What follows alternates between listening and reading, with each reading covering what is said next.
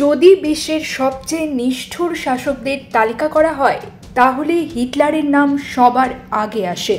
কিন্তু হিটলারের চেয়েও ভয়ঙ্কর ছিলেন উগান্ডার সাবেক প্রেসিডেন্ট ইদি আমিন।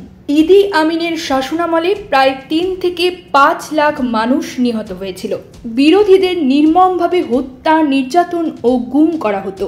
তার নির্দেশে কনসেন্ট্রেশন ক্যাম্পে মানুষকে বিষাক্ত গ্যাসে মারা হতো কিংবা ইলেকট্রিক শক দিয়ে হত্যা করা হতো।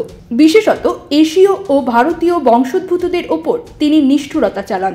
ইদি আমিন নিজেকে বিভিন্ন উদ্ভট উপাধিতে ভূষিত করেন, যেমন president for life, field marshal, উগান্ডার রাজা, এমনকি স্কটল্যান্ডের সম্রাট বলেও দাবি করতেন। তার মানসিক বিকৃতির আরও নজির ছিল লাশের পাশে ঘুমানো ও শত্রুদের মাংস খাওয়ার গুজব।